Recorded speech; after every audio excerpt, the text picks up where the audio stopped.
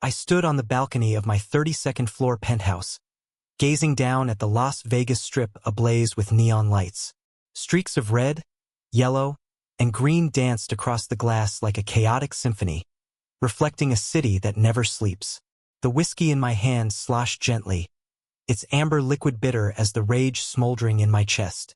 I, Ethan Carter, 35 years old, manager of one of Vegas's biggest casinos, once thought I had it all.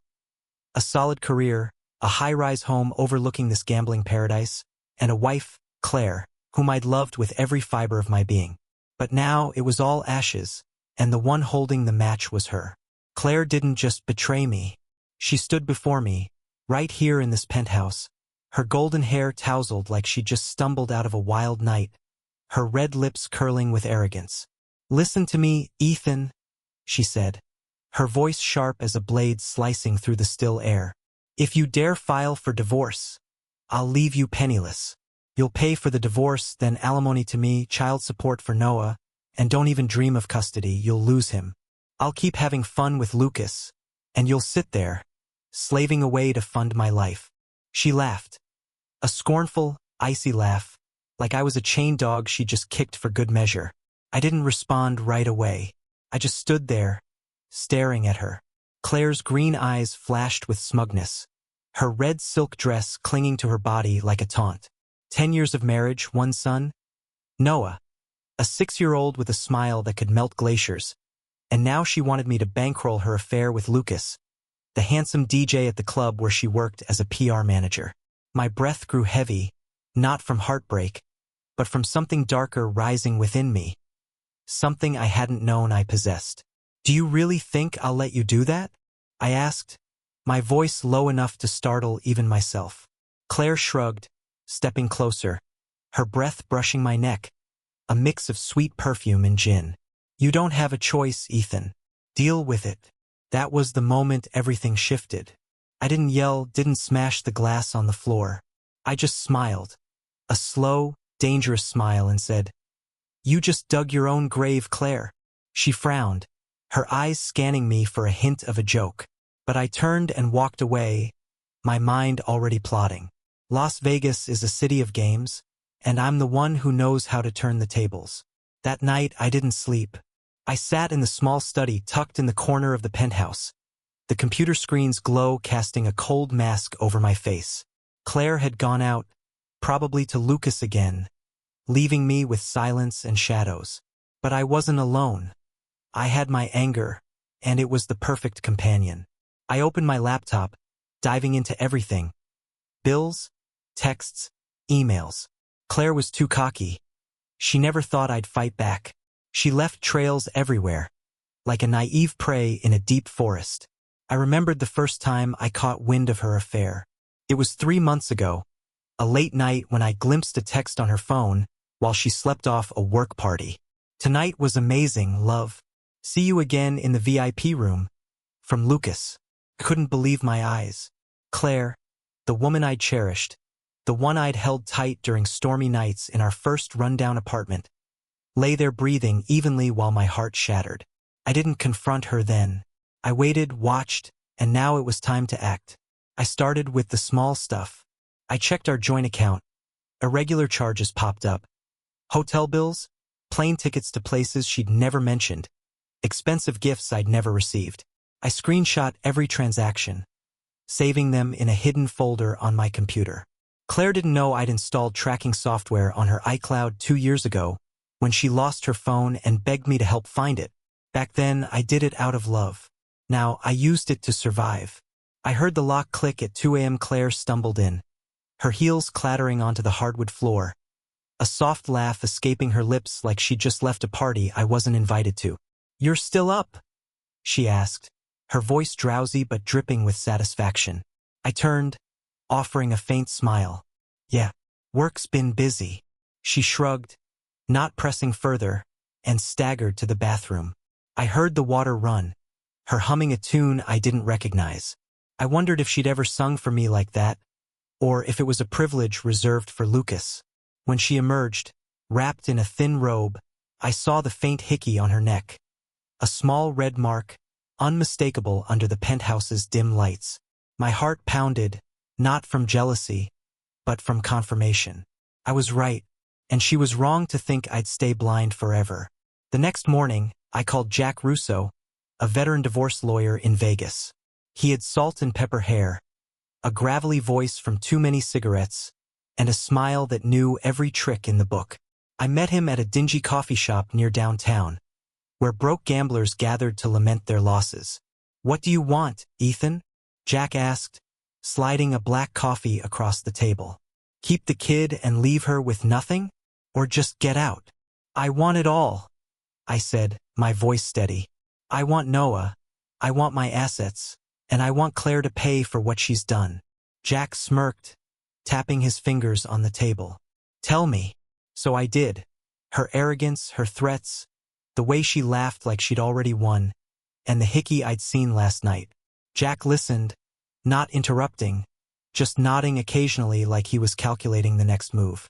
When I finished, he said, "She thinks she's a shark in a small pond. But you, Ethan, you're about to be the tsunami that wipes her out." Jack handed me a short list. Open a separate bank account, gather key documents, log every move Claire made with Noah. "Vegas isn't for the weak," he said, lighting a cigarette. "You've got to play dirtier than her. And most importantly, don't let her know what you're up to." I nodded, feeling like a poker player who'd just been dealt 4 aces. Back at the penthouse, I got to work. I opened a new bank account online, transferring a chunk of savings Claire never bothered to check. She was too caught up in parties and Lucas to care about the books. I rifled through our filing cabinet, copying everything: casino contracts, property deeds, insurance policies, even utility bills. Claire didn't suspect a thing. She thought I was the docile, resigned husband who'd bow to her every demand. She was wrong. I started watching her closer. She didn't hide it anymore. Her arrogance made her careless. One night, she came home with swollen lips and the scent of men's cologne clinging to her blouse. "How was work?" I asked, my tone even, like nothing was wrong. "Tiring but fun," she replied, tossing her purse onto the sofa and disappearing into the bedroom. I heard her on the phone, her voice a hushed whisper but loud enough to carry through the cracked door. "Tonight was incredible, babe. See you tomorrow." I stood there, fists clenched, but I didn't act. I needed more proof. I installed hidden cameras in the penthouse, not everywhere, just strategic spots. The living room, the hallway, and Noah's room. I didn't want to invade his privacy, but I had to catch Claire neglecting him.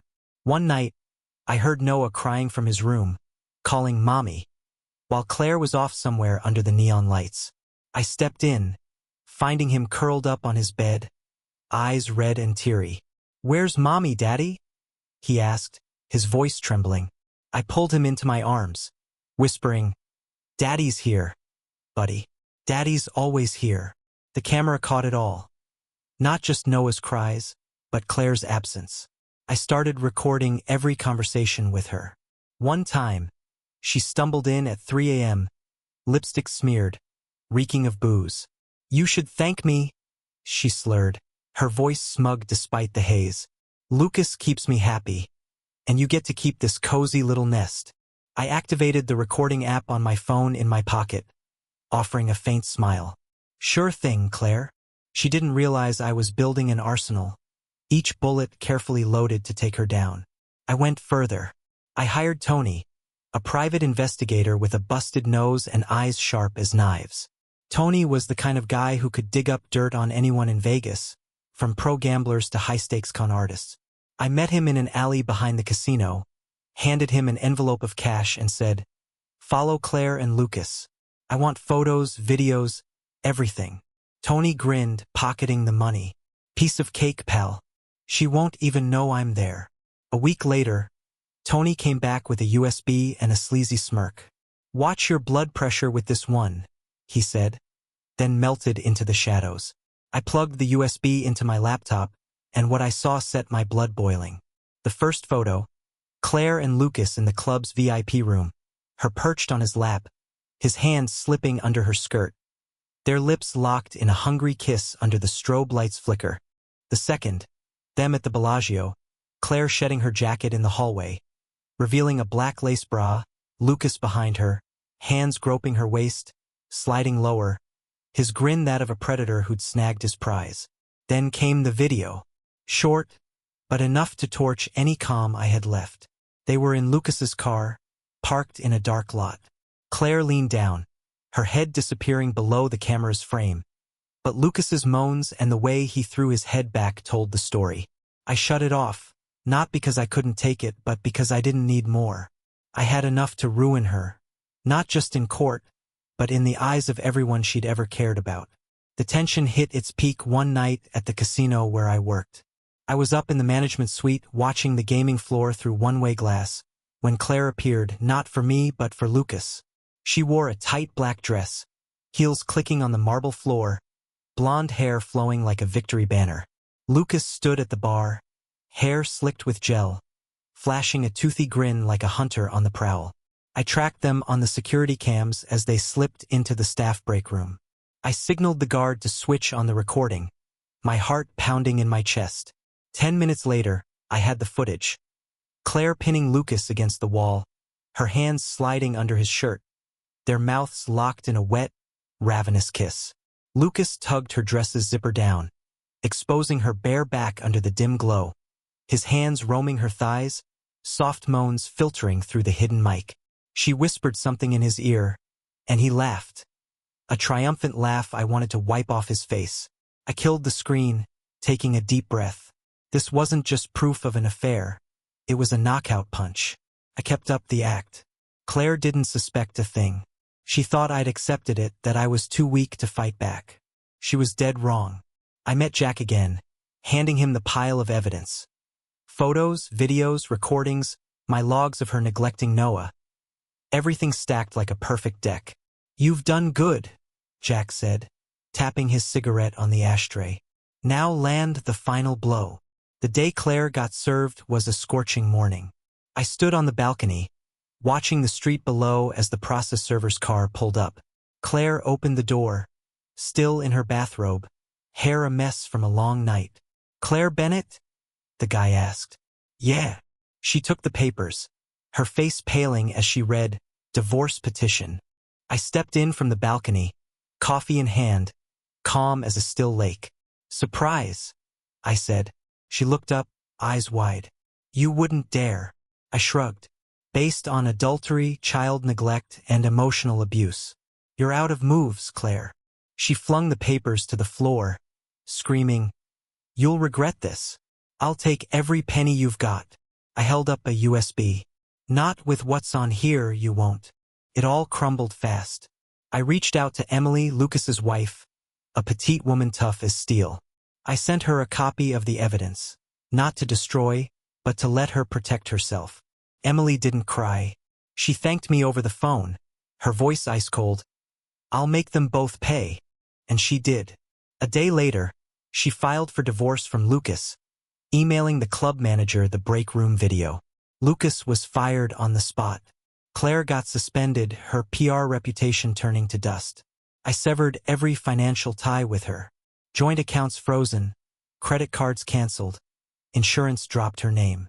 She called me in a fury when her card got declined at a swanky bar. "Who do you think you are?" she screeched through the line. "I'm the one who survived," I said, then hung up. The trial was a high-stakes drama. Claire walked in, still clinging to her arrogance with designer heels and a luxury handbag, but her eyes wavered. Jack stood, laying out every piece. Videos of Claire ditching Noah for Lucas, hotel photos, recordings of her saying, "I don't need the kid, I need freedom." The judge, a middle-aged man with a piercing gaze, barely asked a question. "Primary custody to Mr. Carter," he ruled. "Ms. Bennett gets supervised visitation, pending further review." Claire collapsed into her seat, face ashen. I looked at her, not with joy, but with relief. I'd won, but the victory wasn't as sweet as I'd expected. It was bitter, like the whiskey I drank nightly to forget her. A month later, I took Noah to the supervised visitation center. Claire showed up, gaunt, no makeup or confidence left. Noah clung to me tighter when he saw her, and I heard her whisper, "You won. I was wrong." I met her empty, weary eyes. You weren't wrong for losing, I said. You were wrong for thinking love was something you could trade. I turned, leading Noah to the car, and for the first time in months, I felt free.